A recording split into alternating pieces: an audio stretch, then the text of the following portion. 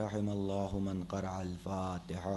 بسم اللہ الرحمن الرحیم الحمد للہ رب العالمین الرحمن الرحیم مالک یوم الدین ایاک نعبد و ایاک نستعین اہدنا الصراط المستقیم صراط الذین انعمت علیہم غیر المغضوب علیہم ولا الضالین. اللہم صل علی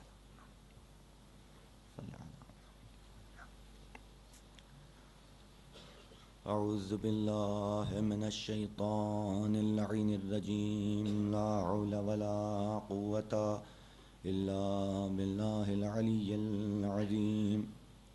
بسم اللہ الرحمن الرحیم الحمد للہ رب العالمین بارئ الخلائق اجمعین والصلاة والسلام علی اشرف الانبیاء والمرسلین صاحب الحوض والکوثر والتاج والمغفر والخطبة والمنبر والوجه الانور والخد الاقمر والجبین الازہر والعصب الاطہر والنسب الاشہر النبی الامی المکی المدنی القرشی الحاشمی الابتعی البتعی التحامی الحجازی العربی الرسول المسدد المصطفى الامجد المحمود الاحمد مولانا مولا الكونين جد الحسن والحسين ابي القاسم محمد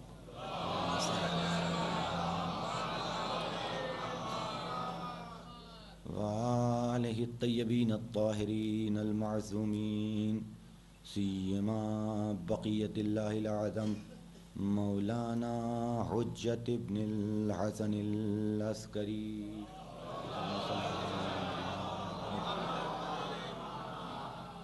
اما بعد فقد قال اللہ تعالی وتبارک فی قرآن المجید بسم اللہ الرحمن الرحیم ثم اورثنا الكتاب الذين اصطفينا من عبادنا فمنهم ظالم لنفسه ومنهم مقتصد ومنهم سابق بالخيرات.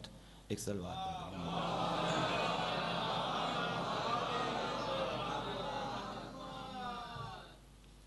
خداوند عالم اپنے کتاب کے حوالے اور اپنی قرآن کے حوالے سے آواز دے رہا ہے. ہم نے وارث بنایا ہے اس کتاب کو،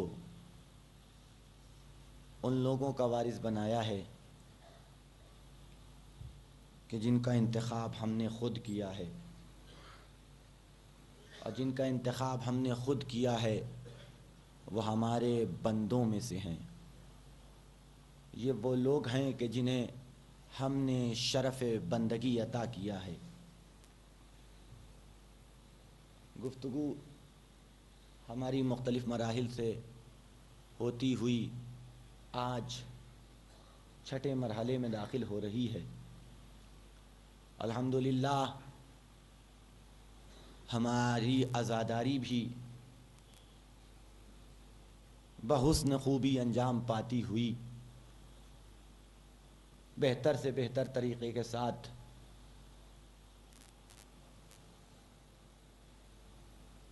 اس مرحلے تک پہنچ گئی ہے. انشاءاللہ بچے ہوئے جو دن ہیں وہ بھی اسی شان سے ہم عزاداری کرتے رہیں گے. اور عزیزان گرامی، ہمیں اس ذکر کو کرنا بھی چاہیے کیونکہ ہماری فنا اور بقا کا دار و مدار بھی اسی ذکر کے اوپر ہے. جب تک یہ ذکر باقی ہے ہماری بقا ہے، ہماری شناخت ہے، ہمارا وجود ہے. اگر اس ذکر کو ختم کر دیا جائے، اگر اسے ہٹا دیا جائے یا اسے ختم کر دیا جائے تو پھر ہماری شناخت بھی مٹ جائے گی، ہماری پہچان بھی ختم ہو جائے گی. علماء نے بھی اس حوالے سے بڑی تاکید کی ہے کہ عزاداری اس وقت چونکہ شعار مذہب شیعہ بن چکا ہے، لہٰذا اسے ترک نہیں کیا جا سکتا۔ اور یہ جملہ ان کا اگر یہ نہ کہا جائے کہ صریحی طور کے اوپر، لیکن بہرحال وجوب کو ظاہر کر رہا ہے۔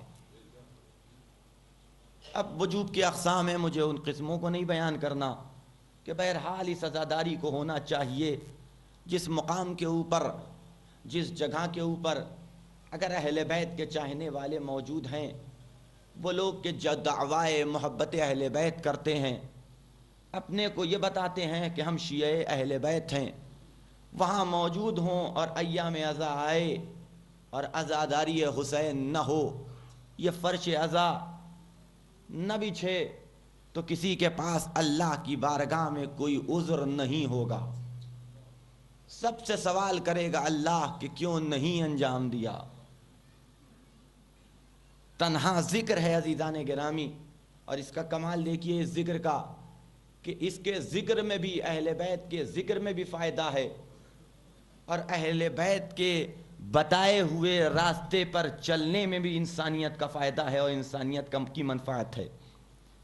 ذکر کرو گے تو بھی فائدہ ملے گا، عمل کرو گے تو بھی منفعت حاصل ہوگی۔ اگر ذکر کرو گے تو تمہاری دنیا سنورے گی، اگر عمل کرو گے تو تمہاری آخرت سنورے گی۔ ایک صلوات پڑھ دے محمد و آل محمد پر۔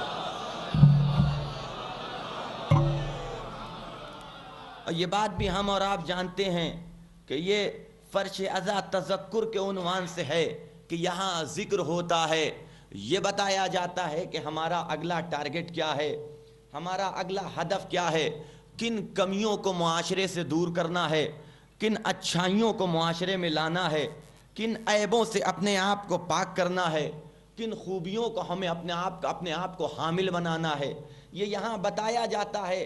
اب اس کے بعد، اس فرش عزا سے اٹھنے کے بعد، ہر عزادار کا فریضہ ہے کہ وہ جائے اور بتائی ہوئی چیزوں کے اوپر عمل کرے۔ غور فرما رہے ہیں آپ، ورنہ اس فرش عزا کا کوئی فائدہ نہیں رہ جاتا۔ اگر کوئی طالب علم کالج میں جاتا رہے، یونیورسٹی میں جاتا رہے، درس میں شرکت کرتا رہے، استاد کے سامنے زانوِ ادب طے کرتا رہے، 1 گھنٹہ 1.5 گھنٹہ 2 گھنٹہ استاد سے جو کچھ معلومات مل رہی ہے اسے حاصل کرتا رہے، لیکن گھر پہ آ کے اس تھیوری کو عملی جامہ نہ پہنائے، اس کی پریکٹس نہ کرے، اسے حفظ نہ کرے، تو پھر وہ علم اسے کوئی فائدہ نہیں پہنچا سکتا۔ تھوڑی دن تک تو اس کے حافظے میں موجود رہے گا، لیکن یہ حافظہ بڑی نازک شے کا نام ہے، ذرا سا کوتاہی برتی اور بات انسان کے ذہن سے نکل جاتی ہے، تو کوئی فائدہ نہیں ہو سکتا۔ اسی طریقے سے یہ فرش عزا بھی ہے کہ یہاں درس اخلاق دیا جاتا ہے، درس تربیت دیا جاتا ہے، یہ بتایا جاتا ہے کہ آداب زندگی کیا ہیں، کس طریقے سے ہمیں معاشرے میں زندگی بسر کرنی چاہیے، فضائل اہل بیت بیان کیے جاتے ہیں، اور ان فضائل کے بیان کرنے کا بھی مقصد یہی ہے کہ یہ ان فضیلتوں کے حامل تھے، تو کہیں ایسا نہ ہو کہ محب اہل بیت ہونے کے باوجود ہمارا دامن فضیلتوں سے خالی ہو جائے۔ تو لہذا ضرورت اس بات کی ہے کہ اس فرش عزا کو درسگاہ کے عنوان سے دیکھا جائے، اور یہاں سے اٹھنے کے بعد اگر کوئی یہ محسوس کرے کہ ہمارے قلب میں، ہمارے ذہن میں، ہمارے بدن میں، ہماری فکر میں کوئی تبدیلی آ رہی ہے، تو خدا کا شکر ادا کرے کہ ہاں ہم نے فرش عزا سے کچھ حاصل کیا ہے۔ ایک صلوات پڑھ دے محمد و آل محمد۔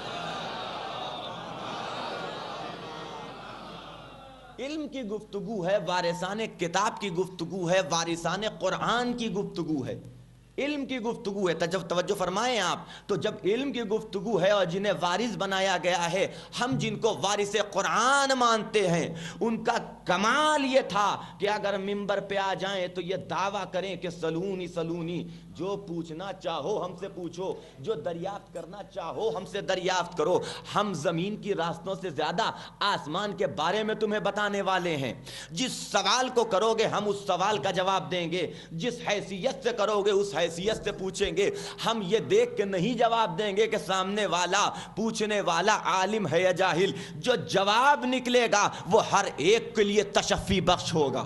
یہ کمال ہے اہل بیت کا۔ عزیزان گرامی آپ غور فرمائیں، گفتگو کرنا بہت آسان ہے، کسی سوال کا جواب پیدا کرنا مشکل ہے لیکن ناممکن نہیں ہے، لیکن ہر سوال کا جواب ہر ایک تک نہیں پہنچایا جا سکتا۔ اور فرمائیں آپ، کچھ سوالات ایسے ہوتے ہیں اگر کوئی جاہل کھیت میں کام کرنے والا آپ کے پاس آ جائے اور آ کے آپ سے دریافت کرے کہ ذرا فلکیات کے بارے میں مجھے بتا دیجئے، یہ بتائیے کہ یہ مریخ کہاں ہے، یہ زہرہ کہاں ہے، تو آپ سمجھاتے سمجھاتے تھک جائیے گا۔ جتنی دلیلیں فلکیات کے حوالے سے ہو سکتی ہیں پیش کرتے رہیے گا۔ ساری دلیلیں محکم ہیں، ساری دلیلیں ایسی ہیں کہ جن پہ یقین ہونا چاہیے، لیکن وہ آخر میں جب آپ کی بارگاہ سے اٹھے گا تو یہ کہتا ہوا اٹھے گا کہ پتہ نہیں کیا کیا بیان کر رہے تھے، میری سمجھ ہی میں نہ آیا۔ اور فرمائے آپ، نہ جانے کیا کیا ہمیں بیان کر رہے تھے، ہم تو سمجھ ہی نہ سکے کہ یہ کیا کیا بیان کر رہے تھے۔ کیوں؟ اس لیے کہ آپ کا ذہن اس لائق نہیں ہے، آپ کی فکر اس لائق نہیں ہے۔ لیکن یہ کمال ہے اہل بیت کا کہ جب بھی گفتگو کی ہے بڑے سے بڑا مسئلہ ہو لیکن اس طریقے سے پیش کیا کہ عالم بھی مطمئن ہو گیا۔ توجہ رکھیے گا، جاہل کو بھی تشفی مل گئی۔ ایک صلوات پڑھ دے محمد و آل محمد۔ اور اگر کہیں اہل بیت نے خاموشی اختیار کی ہے تو ممکن نہیں تھا کہ اس دلیل کے اوپر، اس بات کے اوپر دلیل قائم کی جا سکے۔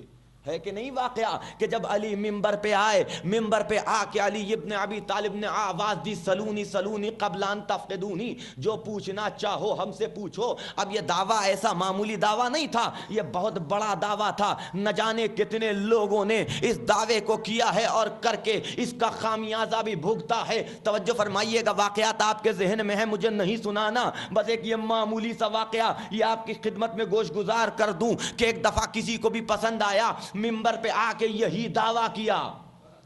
غور فرمائیں آپ، منبر پہ آ کے یہی دعویٰ کیا تو اللہ نے اسے وہیں ذلیل کر دیا۔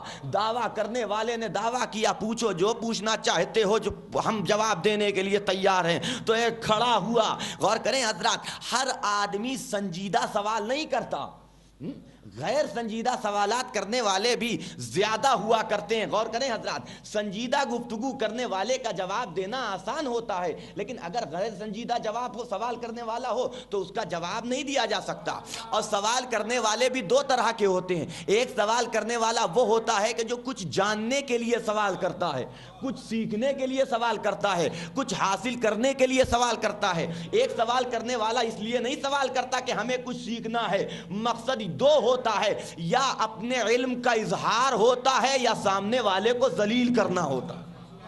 فرمائے حضرات، ان دو قسموں سے خالی نہیں ہے۔ یا سوال کرنے والا اس لیے سوال کرتا ہے کہ ہم کچھ جاننا چاہتے ہیں، کچھ سیکھنا چاہتے ہیں، کچھ علم میں اضافہ کرنا چاہتے ہیں، تو اگر اسے صحیح سے سمجھا دیا جائے تو آسانی سے سمجھ لیتا ہے، بات اس تک پہنچ جاتی ہے۔ لیکن اگر اس لیے آیا ہو کہ ہمیں کچھ سیکھنا ہی نہیں ہے، ہم پہلے سے طے کر چکے ہیں وہی صحیح ہے، تو اب اسے کوئی میں کیا اللہ بھی نہیں سمجھا سکتا۔ غور فرمائیں آپ، شیطان کے ساتھ یہی تو ہوا تھا، شیطان کے ساتھ تو یہی ہوا تھا نا۔ اللہ سمجھا رہا ہے، لیکن وہ جب طے کر چکا کہ میں افضل ہوں اور آدم مفضول ہیں، تو اب اس کی یہ ضد اور یہ ہٹ دھرمی اس نتیجے تک پہنچی کہ اللہ کے مقابلے میں کھڑا ہو کر کے اللہ سے سوال و جواب کر رہا ہے اور لنترانیاں کر رہا ہے۔ غور فرمائیں آپ، تو اگر سوال کرنے والا اس مقصد سے آئے تو اب سوال کرنا آسان ہے۔ یہ علم کی بات ہے، آپ جانتے ہیں اس بات کو، کبھی بھی عالم کو جتنا جانتا ہے اتنا اظہار نہیں کرنا چاہیے۔ یاد رکھیے گا اس بات کو، عالم کی ایک خصوصیت یہ ہے کہ جتنا جانتا ہے کبھی نہیں بتاتا کہ ہم اتنا جانتے ہیں، ہمیشہ نیچے بتاتا ہے۔ کیوں؟ اس لیے کہ اس کا دو فائدہ ہوتا ہے کہ اگر خدا نہ خواستہ جواب نہ دے پائے تو اپنے دامن کو بچا لیں گے، اپنے دامن کو بچا لیں گے۔ ہم تو پہلے ہی کہہ چکے تھے، تم سمجھ رہے تھے ہم اتنا جانتے ہیں، ہم کہاں اتنا جانتے تھے۔ دوسرا فائدہ یہ ہوتا ہے کہ اگر کم بتائے گا تو لوگوں کے ذہنوں میں کم بات ہوگی، لیکن جب اسے یہ دیکھیں گے کہ جتنا اسے بتایا، اس نے بتایا اپنے بارے میں اس سے کہیں زیادہ ہے، تو اور عزت میں اضافہ ہو جائے گا۔ ایک صلوات پڑھ دے محمد و آل محمد پر۔ اور فرما رہے ہیں آپ تو دعویٰ کرنا آسان ہے، آنے والا آ کے دعویٰ کر رہا ہے ممبر پہ، سلونی سلونی جو پوچھنا چاہتے ہو پوچھو۔ میں نے عرض کیا سنجیدہ لوگ بھی سوال کرتے ہیں، غیر سنجیدہ بھی۔ اب ایک غیر سنجیدہ کہیے یا پھر محبت علی کا مارا کھڑا ہو کے صرف ایک سوال کرتا ہے، ٹھیک ہے آپ دعویٰ کر رہے ہیں، ذرا اتنا بتا دیجئے کہ مکھی میں اتڑیاں ہوتی ہیں کہ نہیں ہوتی؟ تو یہ کہتے ہوئے ممبر سے اتر آئے کہ آج تو اس دعوے سلونی نے مجھے ذلیل کر دیا۔ ایک صلوات پڑھ دے محمد و آل محمد۔ چھوٹی سی مخلوق کا سوال تھا، لیکن جب سوال کیا تو جواب دیتے نہیں بنا۔ عزیزان گرامی آپ تصور کریں، لیکن ممبر پہ جانے والا دعویٰ کر رہا ہے سلونی سلونی قبل ان تفقدونی۔ میں نے عرض کیا کہ اب یہاں پہ سوال کرنے والا پھر کھڑا ہوتا ہے، سوال کرتا ہے یا ابن ابی طالب ذرا یہ بتائیے کہ اس بھیڑ کے بال کتنے ہیں؟ غور کریں حضرات، مقصد کیا تھا؟ میں نے عرض کیا کہ سوال کرنے والوں کی دو قسمیں ہوتی ہیں۔ سوال کرنے والے کا مقصد یہ تھا کہ بالوں کا گنوانا ناممکن ہے۔ علی ابن ابی طالب نے آواز دی، تو مجھ سے سوال کر رہا ہے کہ اس بھیڑ کی کتنی قسمیں ہیں؟ سن، میں تجھے بتاتا ہوں، اس بھیڑ کے جتنے بال ہیں اللہ نے اتنے فرشتے معمور کیے ہیں کہ جو سب کے سب تجھ پر اور تیرے آبا و اجداد پہ لعنت بھیجتے ہیں۔ جتنے بال ہیں اتنے فرشتے۔ اور سن، اگر اس دعوے کی دلیل پیش کرنا عملاً محال نہ ہوتا تو علی بتا دیتا کہ اس کے کتنے بال ہیں۔ اس دعوے کی دلیل پیش کرنا عملاً محال ہے۔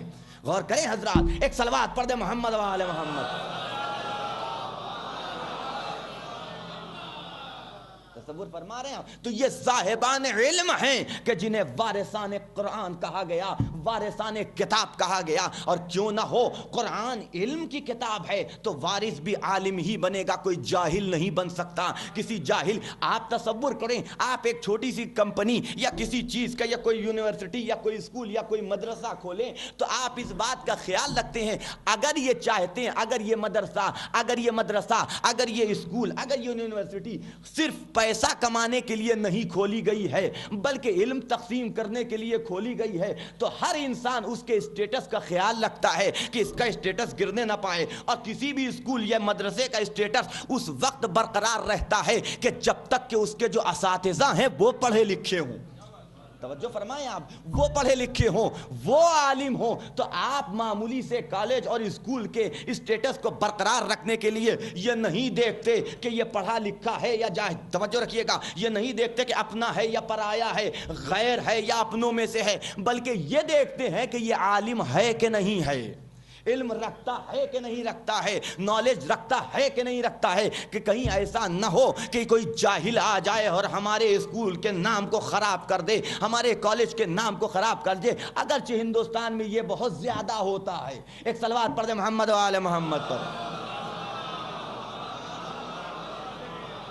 اور فرمایا آپ اس بات کا خیال رکھتے ہیں کہ کوئی صاحب علم آئے، کوئی صاحب دانش آئے تاکہ ہمارا اسکول ترقی کرے، صحیح پیغام دیا جا سکے، صحیح علم تقسیم کیا جا سکے۔ تو عزیزان گرامی، قرآن علم کی کتاب ہے۔ اب اگر اللہ کسی کو وارث بنائے گا تو کسی جاہل کو وارث نہیں بنا سکتا، اس لیے کہ اگر جاہل کو وارث بنایا تو حقیقی علم قرآن لوگوں تک پہنچ نہیں پائے گا، اور حقیقی علم قرآن اگر لوگوں تک پہنچ نہیں پایا تو اللہ کا ہدف تخلیق خراب ہو جائے گا۔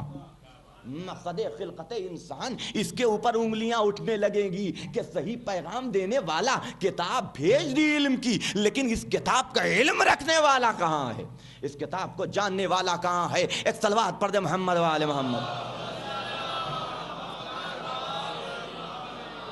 اس لیے اللہ نے اہتمام کیا کہ جسے وارث قرآن بنایا اسے امیوں کے درمیان میں پہلے ہی نہیں بھیج دیا۔ غور کریں میں کیا عرض کر رہا ہوں، اسے پہلے تربیت دی اس کی وحدت کے ماحول میں، پھر بھیجا ہے کثرت کے ماحول میں۔ نہیں، اس جملے قدر نہیں فرمائی آپ نے۔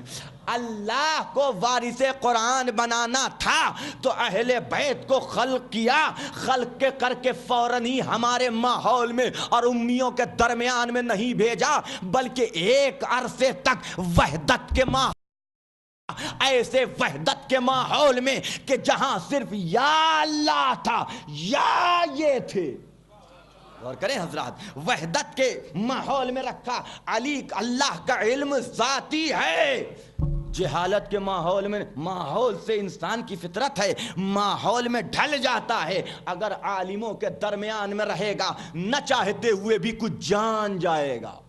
توجہ فرمائیں آپ. لیکن اگر جاہلوں کے درمیان میں رہے گا, توجہ رکھیے گا, تو اگر ذہن کے اندر, اگر دماغ کے اندر علم حاصل کرنے کی چاہت بھی ہوگی تو شاید علم حاصل نہ کر پائے, کیونکہ ماحول علم اسے نہیں ملا. غور فرمائیں آپ. لیکن اگر علم کے ماحول میں پلے بڑھے گا تو کچھ نہ کچھ جان جائے گا. ٹھیک ہے علم نہ آئے لیکن آداب آ جائیں گے, سلیقہ آ جائے گا, طور طریقے سے واقف ہو جائے گا. ہے کہ نہیں ایسا؟ آپ دیکھ لیں اپنے ماحول کے درمیان میں. تو عزیزان گرامی, اہل بیت کو عالم قرآن بنا کے بھیجنا تھا. خدا نے پہلے وحدت کے ماحول میں رکھا, علم کے ماحول میں رکھا, حلم کے ماحول میں رکھا, اور جب ان تمام صفتوں سے انہیں آراستہ کر لیا تب عالم وجود میں انہیں بھیجا, تب اس جسمانی وجود کے ساتھ انہیں خلق کیا. غور کریں حضرات, قرآن کیا آواز دے رہا ہے. ایک صلوات پڑھ دیں محمد و آل محمد.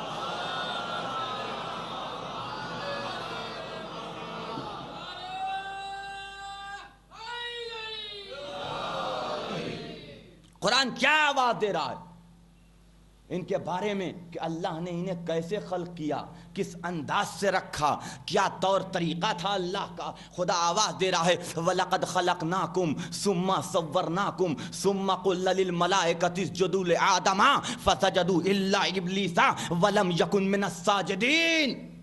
کہ ہم نے پہلے انہیں خلق کیا, پھر ان کی تصویر کشی کی, ان کی صورت بنائی, پھر ملائکہ سے کہا کہ دیکھو جب میں آدم کے پتلے میں روح پھونکوں تو تم سب کے سب سجدے میں گر جانا. اب بات ذرا سی مشکل ہے لیکن متوجہ رہیں تو آپ انشاءاللہ بفیض محمد و آل محمد محظوظ ہوں گے. دیکھیے گفتگو کیا ہے. وَلَقَدْ خَلَقْنَاكُمْ ثُمَّ صَوَّرْنَاكُمْ ثُمَّ قُلْنَا لِلْمَلَائِكَةِ اسْجُدُوا لِآدَمَ. دیکھیے عربی اور اردو میں بھی ایک چیز ہوتی ہے عطف کرنا, عین توفے, عطف کرنا. یعنی کیا مطلب؟ جب آپ دو چیزوں کو بتاتے ہیں کہ دو چیزیں انجام پائیں تو درمیان میں ایک اور کا استعمال کرتے ہیں. بے عنوان مثال, اگر فرش اعضاء کی گفتگو ہو جائے کہ کون فرش اعضاء پہ آیا تو آپ کیا کہتے ہیں؟ فلاں صاحب آئے. کئی طریقے ہیں, فلاں صاحب آئے اور فلاں صاحب آئے, ہے کہ نہیں؟ دو آئے تھے لہذا درمیان میں اور کو رکھا. فلاں صاحب آئے اور, تو یہ جو اور ہے اسے حرف عطف کہا جاتا ہے. عربی میں اس کے لیے بہت سے حروف ہیں, ان میں سے ایک واو ہے. توجہ رکھیے گا. اور تو آپ نے کہا کہ اس فرش اعضاء پہ فلاں صاحب آئے اور فلاں صاحب آئے, تو اس سے یہ تو پتا چل گیا کہ دونوں آئے, یہ معلوم ہو گیا دونوں آئے. لیکن یہ نہیں پتا چل سکتا کہ کون پہلے آیا, یہ نہیں پتا چلتا. آپ نے کہا فلاں صاحب آئے اور فلاں صاحب آئے, تو یہ تو پتا چل گیا کہ دونوں آئے, لیکن یہ کہیں سے نہیں آپ سمجھ سکتے کہ کون پہلے آیا اور کون بعد میں آیا. لیکن اگر آپ یوں کہیے کہ فلاں صاحب آئے اور پھر فلاں صاحب آئے, تو اب اس سے یہ بھی پتا چلا کہ دونوں آئے, لیکن اس کے ساتھ ساتھ یہ بھی معلوم ہوا کہ پہلے ایک آیا اس کے بعد دوسرا آیا. تو اب خدا خلقت کا تذکرہ کر رہا ہے تو یہ نہیں کہہ رہا ہے وَلَقَدْ خَلَقْنَاكُمْ وَصَوَّرْنَاكُمْ وَقُلْنَا لِلْمَلَائِكَةِ اسْجُدُوا لِآدَمَ, کہ ہم نے پہلے تمہیں خلق کیا, ہم نے تمہیں خلق کیا اور تصویر بنائی اور ملائکہ سے کہا. نہیں, اس طریقے سے گفتگو نہیں ہے, بلکہ سما کے ذریعے سے اللہ نے عطف کیا. وَلَقَدْ خَلَقْنَاكُمْ, ہم نے تمہیں خلق کیا, ثُمَّ صَوَّرْنَاكُمْ, پھر اس کے بعد تھوڑی دیر کے بعد, اب یہ تھوڑی دیر کیا ہے یا بننے والا جانے یا بنانے والا جانے, اس کا کہیں تذکرہ نہیں ملتا. ثُمَّ صَوَّرْنَاكُمْ, پھر اس کے بعد ہم نے تمہاری تصویر کشی کی. ثُمَّ قُلْنَا لِلْمَلَائِكَةِ اسْجُدُوا لِآدَمَ, پھر ہم نے ملائکہ سے کہا کہ تم سب کے سب آدم کا سجدہ کرو. غور کریں حضرات, تو یہاں سے ایک بات معلوم ہوئی کہ یہ خلق ہونے والے اور ہیں, ملائکہ اور ہیں, ابلیس اور ہیں اور آدم اور ہیں. غور کریں حضرات، دیکھیں کیا کہا خدا نے، وَلَقَدْ خَلَقْنَاكُمْ، ہم نے تم لوگوں کو خلق کیا. پھر دیکھیں تھوڑی سی سخت گفتگو ہے عربی گرامر کے اعتبار سے. وَلَقَدْ خَلَقْنَاكُمْ، میرے کہ میں اپنی طرف سے کچھ نہیں عرض کر رہا ہوں، تفسیر کے حوالے سے ابھی تفسیر کا جملہ بھی آپ کی خدمت میں عرض کروں گا. وَلَقَدْ خَلَقْنَاكُمْ، ہم نے تم لوگوں کو خلق کیا. دیکھیے یہ کم جو ہے اسے ضمیر مخاطب کہا جاتا ہے. ضمیر مخاطب یعنی کیا مطلب، اردو میں جسے آپ تم کہتے ہیں، عربی میں اسے کا کہا جاتا ہے یا کے کہا جاتا ہے. اور کریں حضرات، جسے آپ اردو میں تم کہتے ہیں، لیکن عربی اور اردو کے اعتبار سے، اور فارسی، عربی ایک الگ ہے، اس کی تھوڑا سا گرامر میں فرق ہے، لیکن فارسی اور انگلش اور اردو کا گرامر اس اعتبار سے تھوڑا سا ملتا جلتا ہوا ہے کہ ایک آدمی ہو تو آپ تم کہیے گا، دو آدمی ہو تو بھی آپ کہہ سکتے ہیں کہ تم سب، تین آدمی ہو تو بھی آپ کہہ سکتے ہیں کہ تم سب، ہے کہ نہیں؟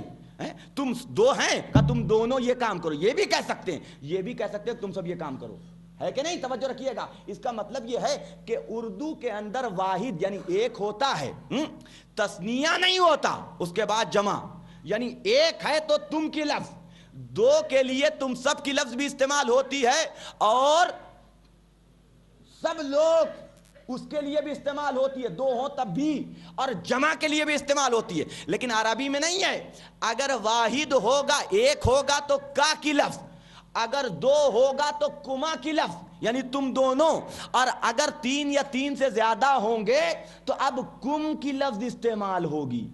اور کریں حضرات. اچھا جمع بھی، جمع بڑے جھمیلے ہیں بھیا. اگر عربی پڑھنے کے لیے بیٹھیے گا تو یہ محاورہ مشہور ہے کہ عربی نکالتی ہے چربی. 4 سال 5 سال گرامر میں ماتھا پچی کیجئے تب جا کے گرامر تھوڑا بہت سمجھ میں آتا. اس میں بھی کوئی چیلنج نہیں کر سکتا، اس میں بھی کوئی چیلنج نہیں کر سکتا کہ ہمارے پاس سارا گرامر اور ساری ادبیات اور اس میں 9 علوم ہیں، ان سب کے سے ہم واقفیت ہیں. بڑے بڑوں کو غچہ کھاتے دیکھا ہے ہم لوگوں نے، بڑے اگر ہم لوگ اچھا کھا جائیں تو کوئی تعجب کی بات نہیں ہے. اسی لیے اس پہ زیادہ توجہ بھی نہیں دینی چاہیے، یہ ہماری انسانیت کا تقاضا ہے. ایک صلوات پڑھ دیں محمد وآل محمد. غور فرمائیں آپ. تو یہ جمع کی لفظ ہے کم. اچھا جمع کی بھی 2 قسمیں، ایک جمع قلت اور جمع کثرت.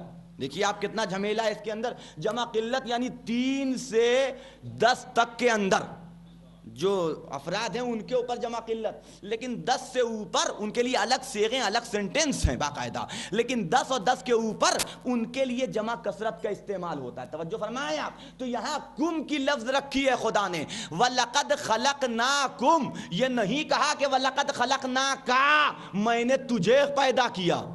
غور کریں حضرات، ایک آدمی کی گفتگو نہیں ہے. یہ نہیں کہا خدا نے وَلَقَدْ خَلَقْنَاكُمَا، میں نے تم دونوں کو پیدا کیا. نہیں، وَلَقَدْ خَلَقْنَاكُمْ، میں نے تم سب کو پیدا کیا. آیت ترتیب کے اعتبار سے وضاحت کر رہی ہے کہ یہ جو خلق ہونے والے ہیں یا 5 ہیں یا 12 ہیں یا 14 ہیں. ایک صلوات پڑھ دے محمد وآل محمد.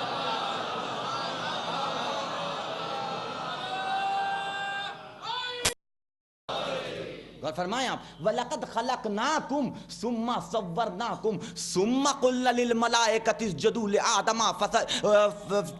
لِآدَمَ وَلَمْ يَكُنْ مِنَ السَّاجِدِينَ. سب نے سجدہ کیا لیکن شیطان نے. دیکھیے واضح ہو گئی بات. ایک بات اور پتہ چلتی ہے یہاں سے. اب غور کریں حضرات، جو لوگ قرآن کا ترجمہ اور تفاسیر ملاحظہ فرماتے رہتے ہیں وہ سمجھ جائیں گے کہ وَلَقَدْ خَلَقْنَاكُمْ، ہم نے تم لوگوں کو پیدا کیا، پھر تمہاری تصویر بنائی، پھر یہ ملائکہ سے کہا کہ جب میں آدم کے پتلے میں روح پھونک دوں تو تم سب سجدے میں گر جانا.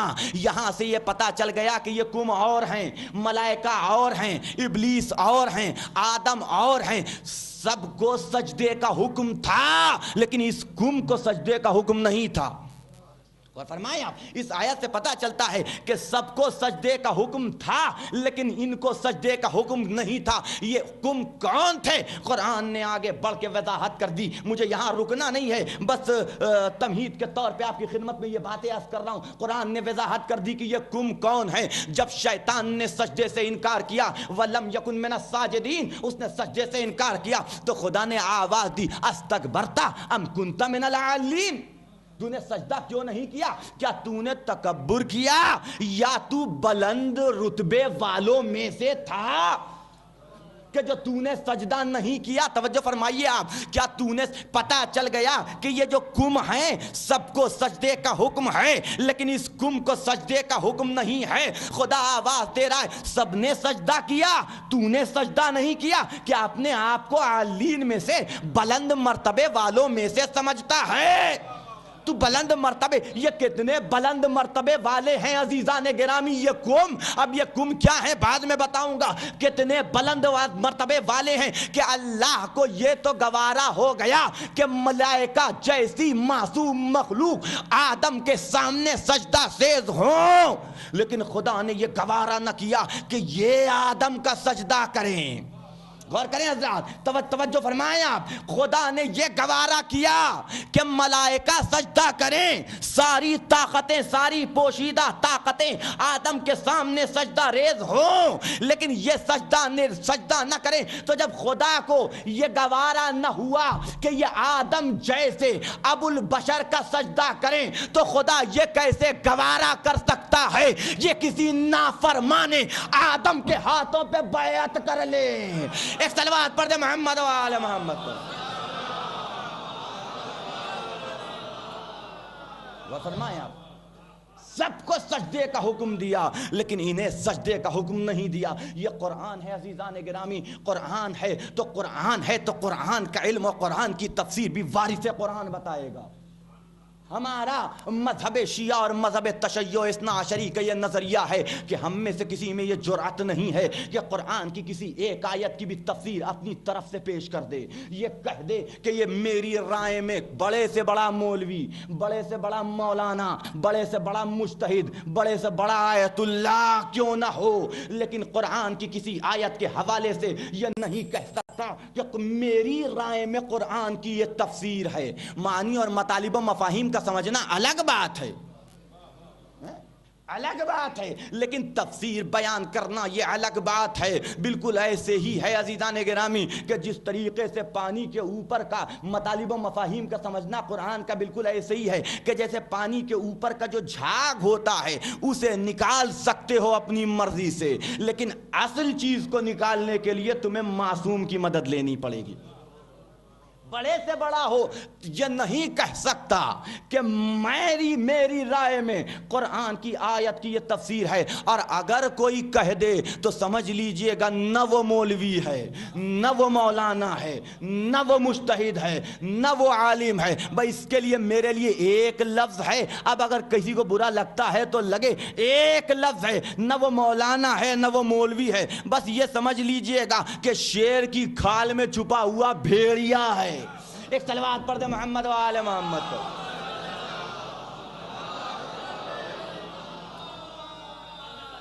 کوئی قرآن کی تفسیر نہیں پیش کر سکتا، تو اب خدا کہہ رہا ہے وَلَقَدْ خَلَقْنَاكُمْ ثُمَّ صَوَّرْنَاكُمْ ثُمَّ قُلْنَا لِلْمَلَائِكَةِ اسْجُدُوا لِآدَمَ فَسَجَدُوا وَلَمْ يَكُنْ مِنَ السَّاجِدِينَ۔ اس نے سجدہ نہیں کیا الا ابلیس، اس نے سجدہ نہیں کیا سوائے اس کے کہ ملائکہ نے سجدہ کیا۔ سننے والے نے سنا، آیت اس کی نگاہ سے گزری، ہمارے اور آپ کے خدا کی رضا میں اپنی زندگی کی ایک ایک سانس کو بسر کرنے والے ہمارے اور آپ کے 8ویں امام علی رضا علیہ الصلوۃ والسلام۔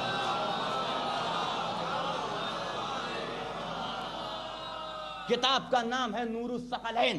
آنے والے نے جب یہ آیت دیکھی تو شرف قدم بوسی ملنے کے بعد ہاتھوں کو جوڑ کے آواز دیتا ہے، یبن رسول اللہ، یہ آیت میں نے دیکھی ہے، ذرا یہ تو بتائیے گا کہ خدا کہہ رہا ہے کہ ہم نے پہلے ان لوگوں کو خلق کیا، پھر اس کے بعد صورت بنائی، پھر اس کے بعد ہم نے ملائکہ سے کہا کہ جب میں آدم کے پتلے میں روح پھونکوں تو تم سب کے ساتھ سجدے میں گر جانا۔ تو یبن رسول اللہ، سب کو حکم سجدہ تھا، کیا ان لوگوں کو حکم سجدہ نہیں تھا؟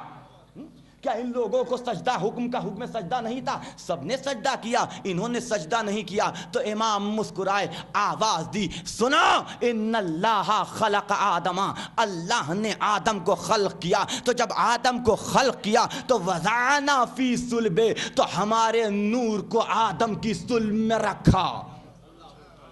جب اللہ نے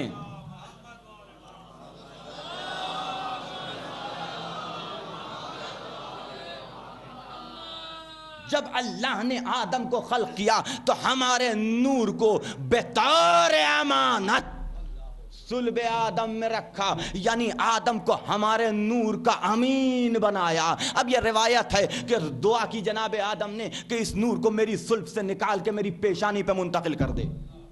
غور کریں حضرات، میری نور کو، ہمارے نور کو صلب آدم میں رکھا، ثم امر الملائکہ، جب میرے نور کو، ہمارے نور کو صلب آدم میں رکھ دیا، پھر حکم دیا ملائکہ کو کہ وہ آدم کا سجدہ کریں۔ کیوں سجدہ کریں؟ کیا وجہ ہے سجدہ کرنے کی؟ امام نے آواز دی تعظیماً لنا و اکراماً، ہماری تعظیم کرنے کے لیے، ہمارا اکرام کرنے کے لیے۔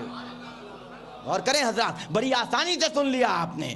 سنو، جب اللہ نے آدم کا پتلا تیار کر لیا اور روح پھونکی تو ہمارے نور کو جو کہ لوح محفوظ پہ چمک رہا تھا اسے اٹھا کے آدم کے صلب میں رکھا، پھر ملائکہ کو حکم دیا کہ ایسا ہے کہ اب تم سجدہ کرو آدم کا سجدہ کرو۔ سب کے سب سجدے میں گر گئے۔ یہ نہ سمجھنا کہ یہ آدم کا سجدہ ہے، نہیں، تعظیماً لنا و اکراماً، یہ ہماری تعظیم ہے، ہمارا اکرام ہے۔ تو اب ہو سکتا تھا کوئی سوال کر دے کہ یہ سجدہ اللہ کے لیے ہے، یہ اللہ نے کیوں کروایا؟ تو امام نے آواز دی فَسُجُودُهُمْ لِلَّهِ عُبُودِيَّةً، یہ جو ملائکہ کا سجدہ اللہ کے لیے ہوا کرتا ہے، یہ اللہ کو اللہ مان کے سجدہ کرتے ہیں۔ یہ سجدہ عبودی ہے، یہ سجدہ تعبدی ہے، یہ اللہ کو اللہ مان کے سجدہ کرتے ہیں، اللہ کو خالق مان کے سجدہ کرتے ہیں۔ توجہ رکھیے گا،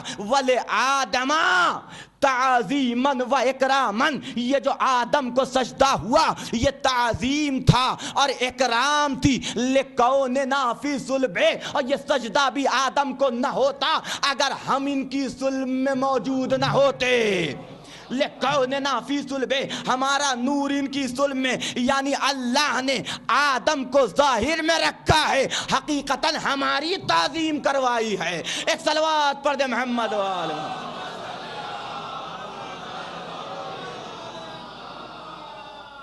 وہ فرمایا یہ ہمارا اکرام ہے، یہ ہمارا اکرام ہے۔ ظاہراً آدم تھے لیکن حقیقتاً اب ہو سکتا ہے کہ یہ ظاہراً و حقیقتاً عزیزان گرامی اس کا مفہوم اس کے علاوہ اور نکل کیا سکتا ہے؟ اب بتائیے کہ اس کا مفہوم کیا نکل سکتا ہے کہ آدم کا سجدہ اس لیے کروایا لِکَوْنِنَا فِی صُلْبِهِ، کیونکہ ہم ان کی صلب میں تھے۔ یعنی امام اگر مفہوم نکالیے گا تو مقصد یہی نکلے گا کہ یہ آدم کی وجہ سے آدم کا سجدہ نہیں ہوا ہے، اس لیے ہوا ہے کہ ہم ان کی صلب میں تھے۔ تو معنی تو یہی نکلیں گے کہ ظاہراً آدم کا سجدہ تھا، حقیقتاً اہل بیت کی تعظیم تھی، اہل بیت کا اکرام تھا۔ عزیزان گرامی، اگر یہ ظاہراً اور باطناً نہ سمجھ میں آیا ہو تو سنیے قرآن پڑھیے، قرآن آواز دے رہا ہے۔ خدا لقد من اطاع الرسول، ایک صلوات پڑھ دے محمد والے ہوں۔ قرآن آواز دے رہا ہے وَمَن يُطِعِ الرَّسُولَ فَقَدْ أَطَاعَ اللَّهَ، جس نے رسول کی اطاعت کی اس نے اللہ کی اطاعت کی، جس نے رسول کی اطاعت کی اس نے اللہ کی اطاعت کی۔ یعنی اللہ نے اپنی اطاعت کو مشروط کر دیا ہے محمد کی اطاعت سے، ہے کہ نہیں؟ اپنی اطاعت کو مشروط کر دیا ہے محمد کی اطاعت سے۔ اگر تم یہ چاہتے ہو کہ اللہ کے مطیع کہلاؤ تو تم پہ لازم ہے کہ تم محمد کی اطاعت کرو۔ محمد کو راضی کرنا، اللہ کو راضی کرنا ہے تو پہلے محمد کو راضی کرنا پڑے گا۔ اگر محمد راضی ہے تو اللہ راضی، اگر محمد خفا ہے تو اللہ خفا۔ قرآن نے، اللہ نے یہ قانون دے دیا کہ اگر محمد کو راضی کر لیا تو ہمیں راضی کر لیا، محمد کی رضا میں ہماری رضا ہے۔ تو اب ہمیں یہ کیسے پتا چلے کہ محمد کو کیسے راضی کیا جائے؟ بھئی اللہ کو کیسے راضی کیا جائے؟ اللہ نے بتا دیا وَمَن يُطِعِ الرَّسُولَ فَقَدْ أَطَاعَ اللَّهَ، کہ جس نے رسول کی اطاعت کی اس نے اللہ کی اطاعت کی۔ تو جو مطیع خدا ہوگا تو اللہ لا محالہ اس سے راضی ہوگا۔ تو اللہ کو راضی کرنا ہے محمد کی اطاعت کر کے۔ اب محمد کو راضی کیسے کیا جائے؟ یہیں پہ وہ حدیث ہمارے ذہنوں میں آتی ہے فاطمۃ بضعۃ منی، ومن احبها فقد احبنی ومن ابغضها فقد ابغضنی. فاطمہ میرے دل کا ٹکڑا ہے، جس نے اسے دوست رکھا اس نے مجھے دوست رکھا، جس نے اس سے بغض کیا اس نے مجھ سے بغض کیا. یعنی رسول نے بتا دیا کہ دیکھو اللہ کو راضی کرنا ہے تو مجھے راضی کرنا پڑے گا، مجھے راضی کرنا ہے تو فاطمہ کو راضی کرنا پڑے گا. ایک صلوات پڑھ دے محمد و آل محمد. اور فرمائیں آپ تو اب خدا کیا کہہ رہا ہے کہ وَمَن يُطِعِ الرَّسُولَ فَقَدْ أَطَاعَ اللَّهَ، کہ جس نے رسول کی اطاعت کی اس نے اللہ کی اطاعت کی. سوال یہ ہے کہ اللہ کے اصول دین میں سب سے پہلی چیز کا نام ہے توحید. باقی جتنی چیزیں ہیں، چاہے وہ عدالت ہو، چاہے وہ نبوت ہو، چاہے وہ امامت ہو، چاہے وہ قیامت ہو، یہ ساری چیزیں اللہ تک پہنچنے کا وسیلہ ہیں، ہے کہ نہیں؟ تو اصل ہے توحید. تو خدا کو کہنا یہ چاہیے تھا، توجہ رکھیے گا، کہنا یہ چاہیے تھا کہ جس نے اللہ کی اطاعت کی اس نے رسول کی اطاعت کی. بھائی اصل رسول ہے نا، اصل اللہ ہے نا، تو کہنا یہ چاہیے تھا کہ جس نے اللہ کی اطاعت کی اس نے رسول کی اطاعت کی. لیکن خدا کیا کہہ رہا ہے؟ نہیں، جس نے رسول کی اطاعت کی اس نے اللہ کی اطاعت کی. اگر خدا یہ کہہ دیتا کہ جس نے اللہ کی اطاعت کی اس نے رسول کی اطاعت کی تو بھائی لوگوں کو بھاگنے کا موقع مل جاتا. توجہ فرمائیں آپ، یہ تو ہم چلا ہی رہے ہیں کہ اللہ کے علاوہ کچھ نہیں. اور کریں حضرات، یہ تو ہم کہی رہے ہیں کہ اللہ کے علاوہ کچھ نہیں، جو ہے وہ اللہ ہے. مانگنا ہے تو اللہ سے مانگو، دعا کرنا ہے تو اللہ کو دعا دو، اللہ سے دعا کرو. یا کی لفظ استعمال کرنی ہے تو اللہ کے لیے استعمال کرو، رسول کے لیے بھی استعمال نہ کرنا، کیونکہ سب کچھ اللہ ہے. کیوں؟ توجہ رکھیے گا، صرف انہیں نہیں شیطان کو بھی موقع مل جاتا، کہہ دیتا کہ ہم تو تیری اطاعت کر ہی رہے ہیں، جتنے سجدے چاہتا ہے ہم سے کروا لے، بس یہ ایک سجدہ نہ کروا. غور کریں حضرات، بس یہ ایک سجدہ نہ کروا. عزیزان گرامی، مسلمانوں کی تاریخ کتنی ملتی جلتی ہے شیطان سے. عرب میں رہنے والوں کی تاریخ کتنی ملتی، وہ بھی یہی کہہ رہا تھا سارے سجدے کروا لے، بس یہ ایک سجدہ نہ کروا. وہاں مسلمان بھی غدیر میں کہہ رہے تھے یہ کیا، آپ نے کہا نماز پڑھو نماز پڑھ لیا، روزہ رکھو روزہ رکھ لیا، حج کرو حج کر لیا، اب یہ جو جا رہے ہیں یہ کیا کہ اپنے چچازاد بھائی کو ہمارے سروں پہ مسلط کر کے جا رہے ہیں. سب مانیں گے، اسے نہیں مانیں گے. ایک صلوات پڑھ دے محمد و آل محمد.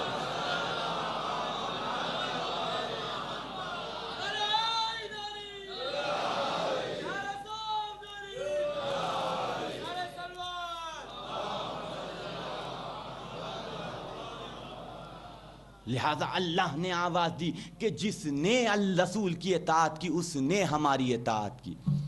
مشروط کر دیا اپنی اطاعت کو رسول کی اطاعت کے ساتھ کہ جو رسول کی اطاعت کرے گا تو اب نتیجہ پھر وہی نکلے گا جہاں سے بات چلی تھی. نتیجہ پھر وہی نکلے گا کہ ظاہراً اطاعت ہے محمد کی، حقیقتاً اطاعت ہے اللہ کی. اور فرمائیں آپ ظاہراً اطاعت ہے محمد کی. اور بہت سی آیتیں قرآن کی، وما رمیتا اذ رمیتا ولکن اللہ رما.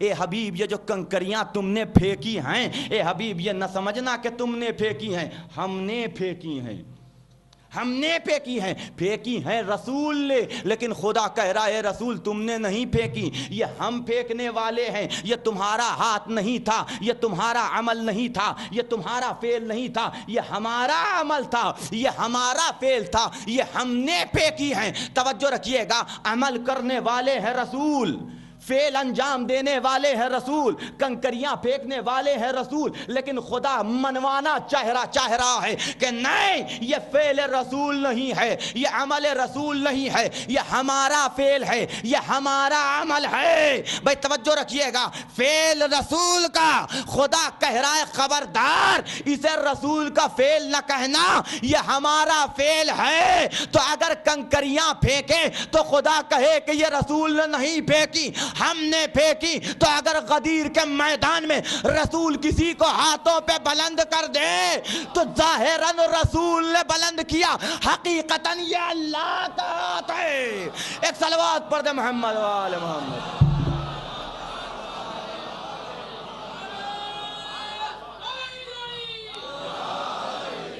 اور فرمائیں آپ، پھینکنے والے رسول ہیں لیکن خدا کہہ رہا ہے کہ اسے رسول کا فعل نہ سمجھو، یہ ہمارا فعل ہے، ہم نے انجام دیا۔ وما رمیت اذ رمیت ولکن اللہ رما، اللہ پھینکنے والا ہے، اللہ نے یہ کنکریاں پھینکی۔ اور کتنی آیتیں آپ کی خدمت میں پیش کی جائیں، ان الذین یبایعونک انما یبایعون اللہ ید اللہ فوق ایدیہم، یہ جو تمہاری بیعت کر رہے ہیں حبیب، یہ نہ سمجھنا کہ تمہاری بیعت کر رہے ہیں، حقیقتاً یہ ہماری بیعت ہے۔ یہ جو تمہارے ہاتھوں پہ بیعت کر رہے ہیں نہ سمجھنا کہ یہ تمہارے ہاتھوں پہ بیعت کر رہے ہیں، بلکہ یہ بیعت ان تمہاری نہیں ہے، ہماری بیعت ہے۔ بیعت ہو رہی ہے رسول کی، لیکن خدا کہہ رہا ہے کہ نہیں، یہ ہمارا ہاتھ ہے۔ توجہ رکھیے گا، بیعت کرنے کا طریقہ کیا ہوتا ہے؟ بیعت کرنے کا طریقہ یہی تھا اس زمانے میں کہ جسے بیعت لینی ہوتی تھی اس کا ہاتھ اوپر ہوتا تھا، جسے بیعت کرنی ہوتی تھی وہ نیچے سے جاتا تھا اور اپنے ہاتھ کو مس کرتا تھا۔ جیسا کہ علماء نے بیان کیا بیعت کا طریقہ، توجہ رکھیے گا، تو خدا آواز دے رہا ہے یہ جو ہاتھ تمہارا اوپر ہے اے حبیب، یہ تمہارا ہاتھ نہیں ہے، ید اللہ فوق ایدیہم، یہ اللہ کا ہاتھ ہے کہ جو ان لوگوں کے ہاتھوں کے اوپر ہے، یہ اللہ کا۔ تو اب ایک جملہ کہے بغیر یہاں سے آگے نہیں بڑھوں گا عزیزان گرامی، توجہ رکھیے گا، ایک جملہ کہے بغیر یہاں سے آگے نہیں بڑھوں گا۔ خدا کہہ رہا ہے کہ یہ اللہ کا ہاتھ ہے جو بیعت لے رہا ہے، تو یہیں پہ یہ مسئلہ حل ہو گیا کہ اب مسلمانوں سے بیعت لینے کا حق بھی صرف اسی کو ہے کہ جو اللہ کا ہاتھ ہو۔ ہر ایک بیعت نہیں لے سکتا، وہی بیعت لے سکتا ہے کہ جو ید اللہ ہو۔ ہر ایک بیعت نہیں لے سکتا، صرف وہی بیعت لے سکتا ہے کہ جو ید اللہ ہو۔ اور اگر علی ید اللہ ہیں تو تاریخ میں لکھتے رہو، چلاتے رہو، کہتے رہو کہ علی نے رسول کے بعد فلاں کی بیعت کی، فلاں کی بیعت کی، فلاں کی بیعت کی۔ اگر علی تمہارے کہنے کے اعتبار سے بھی ید اللہ ہیں تو بیعت لیں گے، بیعت کر نہیں سکتے۔ ایک صلوات پڑھ دے محمد و آل محمد۔ اس سے بہتر انداز میں نعرہ صلوات دے۔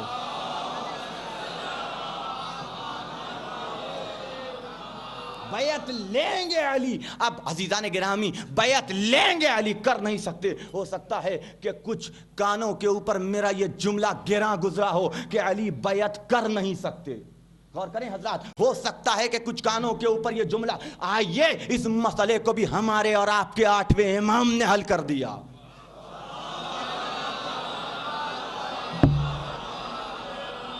اس مسئلے کو بھی ہمارے اور آپ کے 8ویں امام نے بھی حل کر دیا۔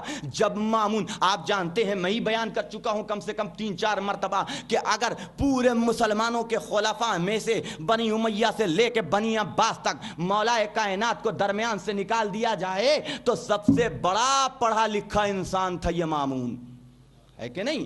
بڑا پڑھا لکھا، بڑا عالم تھا۔ یہ بات جانتے ہیں کہ جب جاہل بہکتا ہے تو سدھرنے کا موقع ہوتا ہے، لیکن اگر پڑھا لکھا عالم بہک جائے،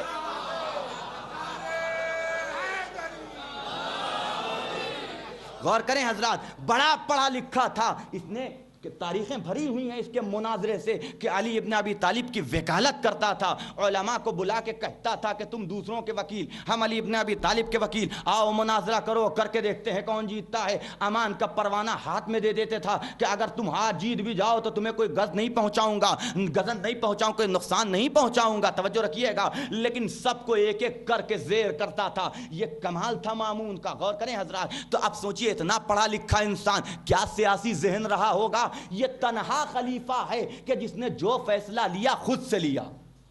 غور کریں حضرات، خود سے لیا یہاں، اور ہر چیز کی بھنک اسے لگ جاتی تھی۔ علی ابن موسیٰ الرضا مدینے میں بیٹھے ہیں، سیاست دیکھیے اس کی۔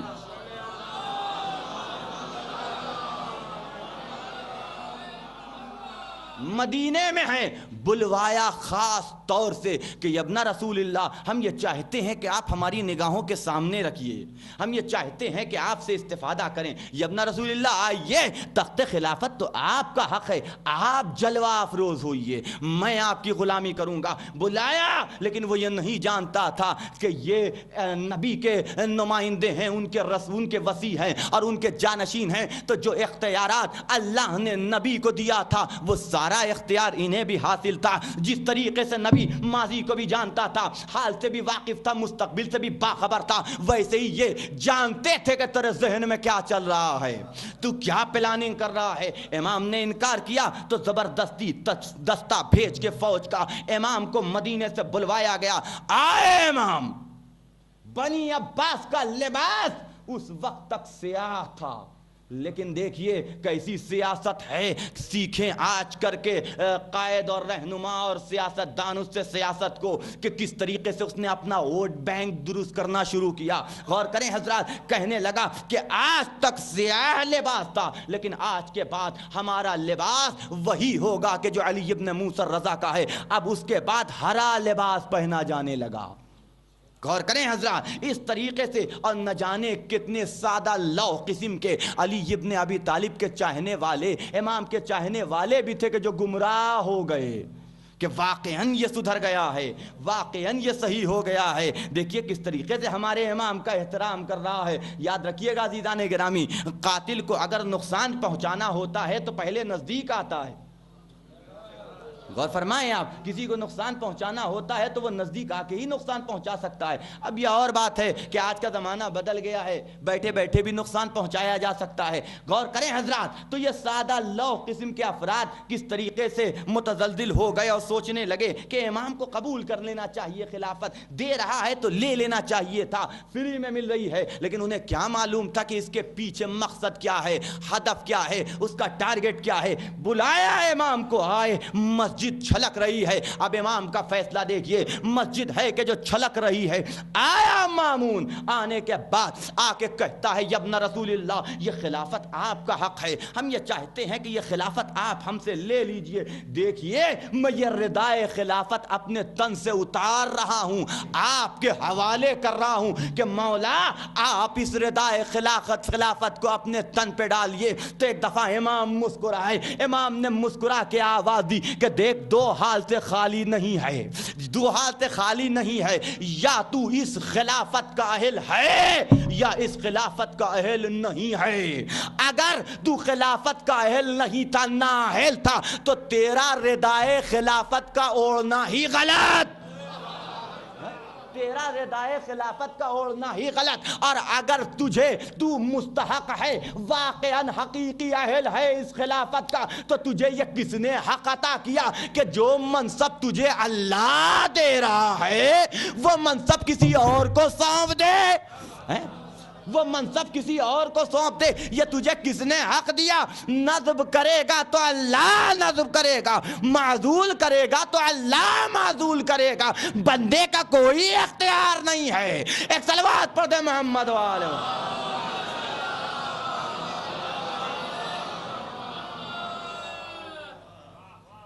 اور کروائیں تو فرمائیں آپ کس طریقے سے مسئلے کو حل کیا ہے امام نے۔ کہنے لگے، آواز دیا، اب جملے پہ غور کیجئے، کتنا تدبرانہ جملہ تھا، کتنا کس طریقے سے اور کتنا علم بھرا جملہ ہے یہ امام کا۔ آواز دے رہے ہیں، دو حال سے خالی نہیں، یا اہل ہے یا نہیں ہے، یا نااہل ہے۔ اگر نااہل ہے تو تیرا ردا کا اوڑھنا ہی اس سے پہلے تو نے اوڑھا ہی کیوں؟ یہی غلط تھا۔ اور اگر اہل ہے تو یہ تجھے کس نے حق دیا کہ جو منصب اللہ نے تجھے عطا کیا ہے وہ کسی اور کے حوالے کر دے؟ اللہ کا منصب ہے تو اللہ اگر کسی کو دینا چاہے گا تو دے گا۔ وہیں کے اس بات کو دبا دیا عزیزان گرامی، لوگوں پہ اس کی حقیقت اور اس کی کی ہوئی سازش آشکار ہو گئی۔ بس عزیزان گرامی، فضائل کے عنوان سے 1 گھنٹہ ختم ہو چکا ہے۔ ایک صلوات پڑھ دے محمد وآل محمد۔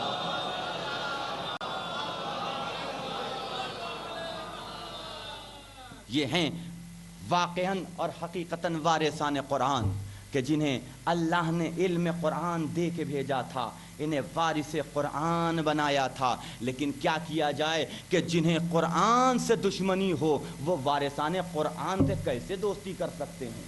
ان کے دلوں میں وارثان قرآن کی محبت کیسے آ سکتی ہے؟ یہ تو وہی لوگ ہیں نا کہ جنہوں نے نیزوں پہ قرآن کو بلند کیا تھا، جنہوں نے نیزوں پہ قرآن کو بلند کیا انہوں نے ہی نیزے پہ وارث قرآن کے سر کو بلند کیا ہے۔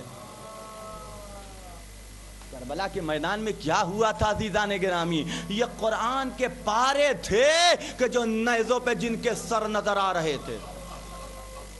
آج 6 محرم ہے عزیزان گرامی، آج کی تاریخ ہم نے منسوب کر رکھی ہے حسین کے اس غم سے کہ یا خدا میرے معبود، ہم تمام مومنوں مومنات کو کی اولادوں کو، جوان اولادوں کو محفوظ رکھنا، باقی رکھنا، صحیح و سلامت رکھنا۔ عزیزان گرامی معمولی بات نہیں ہے، یہ غم کتنا بڑا غم بھی ہو انسان کے اوپر برداشت کر لیتا ہے، لیکن میں نے اپنی آنکھوں سے دیکھا ہے کہ اگر جوان بیٹا مر جائے تو سینہ تان کے چلنے والا باپ کمر جھک جاتی ہے، ٹوٹ جاتا ہے۔ جوان بیٹا اس دنیا سے چلا گیا، آپ دیکھ سکتے ہیں یہ وہ غم ہے کہ جسے برداشت کرنا، اور بیٹا بھی ایسا کہ جو خلق میں، اخلاق میں، رفتار میں، گفتار میں رسول سے مشابہ ہو، ایسا بیٹا کہ جو فرما بردار ہو۔ تصور کریں کربلا کا بن ہے، امام نے ان کی عظمت کو بھی آشکار کیا جب یہ قافلہ کربلا کی طرف آ رہا تھا۔ آپ تصور کریں جناب علی اکبر کا جواب کتنا بہترین جواب ہے، واقعاً خاندان رسالت کا پلا ہوا بچہ ہی ایسا جواب دے سکتا ہے۔ آگے آگے یہ قافلہ چل رہا تھا، ہاتھوں کو جوڑے ہوئے باپ کی خدمت میں آئے، اے بابا ایک سوال کرنا چاہتا ہوں۔ کہا اے میرے لخت جگر پوچھو، کیا پوچھنا چاہتے ہو؟ بابا ایسا محسوس ہوتا ہے کہ ہم آگے آگے جا رہے ہیں، کوئی چیز ہے کہ جو ہمارے پیچھے پیچھے آ رہی ہے۔ کہا اے میرے لخت جگر تو نے نہیں پہچانا، یہ موت ہے کہ جو ہماری ہمراہی کر رہی ہے، اب ہمیں واپس لوٹ کے مدینے جانا نصیب نہ ہوگا۔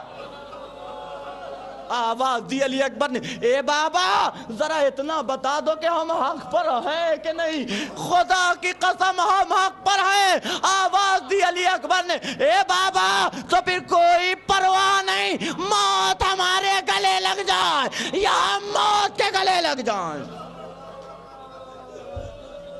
اگر حق پہ ہیں تو مرنے کا کاہے کا ڈر، کاہے کا خوف؟ مرنے سے تو وہی بھاگتا ہے کہ جس کے نامہ اعمال میں نیکیاں نہ ہو۔ مرنے کا خوف تو اسی کو ہوتا ہے کہ جس کی جان حق پہ نہ جا رہی ہو۔ ہماری جان بحمداللہ حق پہ جا رہی ہے، نصرت دین میں جا رہی ہے، تو ہم مرنے سے کیوں ڈریں؟ عزیزان گرامی یہی وجہ ہے کہ کربلا کے میدان میں جو بھی لڑا ہے شیر کی طرح لڑا۔ عاشور کی پوری تاریخ اٹھا کے دیکھیے، چاہے وہ جون ہوں، چاہے وہ حبیب ابن مظاہر ہوں، چاہے وہ مسلم ابن اوسجہ ہوں، چاہے وہ قاسم ہوں، چاہے وہ اون محمد ہوں، دلیرانہ لڑائی لڑے ہیں۔ علی ابن ابی طالب کی شجاعت کو یاد دلایا ہے، کیوں؟ اس لیے کہ وہ یہ دیکھ رہے تھے کہ آخرت ہمارا انتظار کر رہی ہے، رسول ہمارے منتظر ہیں، علی ابن ابی طالب ہمارے منتظر ہیں، جنت ہماری مشتاق ہے۔ آپ تصور کریں کربلا کا بنایا، ہاں عزیزو رفتہ رفتہ وقت بیتا، عاشور کی صبح نمودار ہوئی، اب صبح نماز کے وقت سے لے کر کے عصر کے ہنگام تک حسین کی سعی شروع ہو گئی۔ مقتل میں جاتے ہیں، کبھی زہیر کا جنازہ اٹھا کے لاتے ہیں، کبھی حبیب کا جنازہ اٹھا کے لاتے ہیں، کبھی مسلم ابن اوسجہ کا جنازہ گنج شہیدہ تک پہنچاتے ہیں۔ عائزہ کی باری آئی، کبھی اون محمد کا جنازہ، کبھی قاسم کا جنازہ، ایک ایک کا جنازہ لا رہے ہیں. عزیزو بیمار امام کے ساتھ امام کا بیٹا موجود ہے. تین بیٹے امام کے کربلا کے میدان میں تھے. ایک علی اصغر تھے جنہیں شہید ہونا تھا، ایک علی اکبر تھے کہ جنہیں شہید ہونا تھا. تنہا ایک ہمارے اور آپ کے چوتھے امام کے جو بیمار امام تھا وہ تھا کہ جو بستر کے اوپر تھا. تاب نہیں تھی، غشی کا عالم تھا. اللہ کو چراغ امامت کو محفوظ رکھنا تھا، لہذا امام مریض تھے، بے ہوشی کے عالم میں تھے. آپ تصور کریں اب امام کا ساتھ دینے والا صرف اور صرف ایک علی اکبر تھا. بھائی سب موجود ہو لیکن اگر بیٹا ہمراہ ہو تو باپ کی قوت میں کچھ زیادہ اضافہ ہو جاتا. جب تک بیٹا موجود ہے. لیکن ایک وقت وہ بھی آیا کہ ہاتھوں کو جوڑ کے علی اکبر آگے بڑھے. اے بابا اب ہمیں بھی مرنے کی اجازت دے دو. اے بابا اب آپ کی مصیبتیں ہم سے دیکھی نہیں جاتی. امام حسین نے ایک دفعہ بیٹے کے چہرے کو دیکھا. ابھی مخنف لکھتے ہیں کہ امام نے گردن تو جھکا لی لیکن آنکھوں سے آنسو نکل کے رخسار پہ جاری ہو گئے. کپ کپاتے ہوئے لہجے میں آواز دی امام نے، اے میرے لال تجھے فاطمہ زہرا کی لاڈلی زینب کبریٰ نے پالا ہے، جاؤ اس سے اجازت لو. ہاں عزیزو تصور کریں حسین چاہتے تو اجازت دے سکتے تھے لیکن جوان بیٹے کو بوڑھا باپ اجازت دے تو کیسے دے. زینب کے پاس ہاتھوں کو جوڑے ہوئے علی اکبر آئے. اے شہزادی، علی اکبر آپ سے کچھ سوال کرنا چاہتا، پوچھنا چاہتا ہے. کہا اے میرے لخت جگر پوچھو، کیا پوچھنا چاہتے ہو. کہا اے شہزادی بابا مرنے کی اجازت نہیں دیتے. انہوں نے کہا ہے کہ آپ نے میری پرورش کی ہے، اگر زینب اجازت دیتی ہیں تو جاؤ مقتل میں جاؤ. ہاں عزیزو زینب نے سنا. آپ تصور کریں روایتوں میں تو نہیں ملتا، آنکھوں سے آنسو. باپ حسین جب علی اکبر اذن جہاد مانگنے کے لیے آئے تو آنکھوں سے آنسو جاری ہو گیا، برداشت نہ کر سکے. عورتیں تو ویسے ہی صنف نازک ہوتی ہے. جب علی اکبر نے زینب سے اذن جہاد مانگا ہوگا تو زینب کے دل پہ کیا بیتی ہوگی. اور جب نہیں کہ تڑپ کے آواز، اے میرے لخت جگر تیری وہ عمر ہے کہ ہر مار پھوپھی کے یہ تمنا ہوتی ہے کہ تیری پیشانی پہ تیرا دیکھوں. کیا زینب کی قسمت میں یہی لکھا ہے کہ گود کے پالے اس کی نگاہوں کے سامنے شہید ہوں. ہاں عزیزو اجازت ملی. تاریخ نے لکھا، توجہ رکھیے گا یہ جملہ سنیے عزیزان گرامی، یہ جملہ سنیے، اگر دل تک پہنچ گیا تو ضرور آنکھوں سے آنسو نکلیں گے. تاریخ نے لکھا ہے کہ جو بھی مرنے کے لیے گیا اعزاء قربا میں تو وہ خیمے میں ملنے کے لیے ضرور آیا ہے. بیویوں نے اس پہ گریہ بھی کیا، آنسو بھی بہائے، گلے بھی لگایا ہے. جو بھی گیا ہے مقتل میں خیمے میں ضرور آیا ہے، لیکن علی اکبر کا خیمے میں آنا ذرا مختلف ہے. حمید ابن مسلم لکھتا ہے کہ جب بھی کوئی خیمے میں گیا اور خیمے سے باہر آیا تو میں نے یہ دیکھا کہ صرف ایک مرتبہ خیمے کا پردہ اٹھا، لیکن جب علی اکبر خیمے سے باہر آنا چاہتے 9 مرتبہ خیمے کا پردہ اٹھتا ہے. علی اکبر باہر آتے ہیں، کوئی کھینچ کے علی اکبر کو خیمے میں. اے میرے لال تجھے اجازت دوں تو کیسے دوں. اجازت ملی علی اکبر کو، آئے میدان کارزار میں۔ تاریخ نے لکھا ہے علی کا پوتا تھا، حسین کا بیٹا تھا، عباس کا بھتیجا تھا، حملہ کرنا شروع کیا۔ اس طریقے کا حملہ کہ لوگ میمنے اور میسرے میں انتشار پیدا ہو گیا، پہچاننا مشکل ہو گیا کہ میمنہ کہاں ہے، میسرہ کہاں ہے۔ ایسا حملہ، پہلے حملے میں 120 افراد کو واصل جہنم کیا علی اکبر نے، لیکن لڑتے لڑتے ایک موقع وہ بھی آیا کہ علی اکبر نڈھال ہو گئے، خیمے کی طرف اپنے گھوڑے کی باہ کو موڑ لیا، آئے باپ کے پاس، ہاتھوں کو جوڑ کے آواز دیتے، اے میرے بابا، اے میرے بابا، پیاس مارے ڈال رہی ہے، اے بابا گلا خشک ہو چکا ہے، اگر تھوڑا سا پانی مل جائے تو ان اشقیوں میں سے کسی کو نہ باقی رکھوں، ماں بابا تھوڑا سا پانی دلا دیجئے۔ ہاں عزیزان گرامی میری طرف متوجہ رہیں کہ حسین سے جناب علی اکبر فریاد کر رہے ہیں، امام آواز دیتے، اے میرے لال تم تو جانتے ہو 7 محرم کو پانی بند ہو چکا ہے، لیکن عزیزو میرا دل نہیں مانتا، میرا دل نہیں مانتا کہ علی اکبر جیسا بامعرفت بیٹا ساری باتوں کو جانتے ہوئے، یہ سمجھتے ہوئے کہ جھولے میں علی اصغر ابھی پیاسے ہیں، آ کے باپ سے پانی کا سوال کرے۔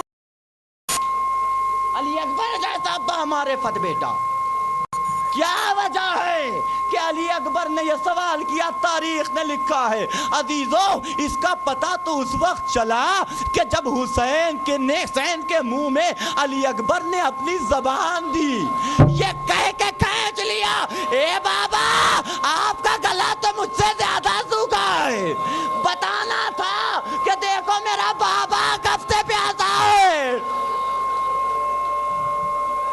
میرے بابا کی تشنگی کا کیا عالم ہے۔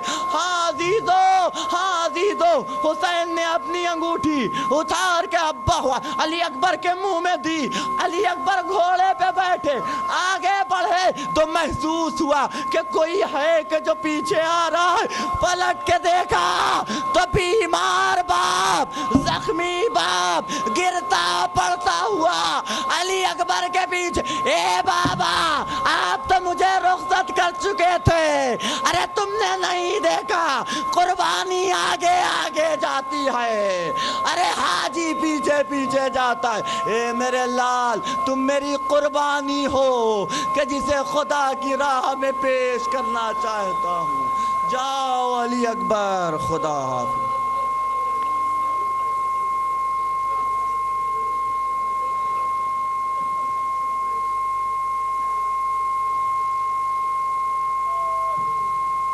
انا للہ و انا الیہ راجعون، اللہم بحق محمد وانت المعلوم، اللہم بحق محمد وانت المحمود، وبحق علی وانت الاعلی، وبحق فاطمہ وانت فاطر السماوات، وبحق الحسن وانت المحسن، وبحق الحسین وانت قدیم الاحسان، وبحق ائمة التسعة الطاہرین من ذریۃ حسین علیہ السلام، ربنا تقبل منا انك انت السمیع العلیم۔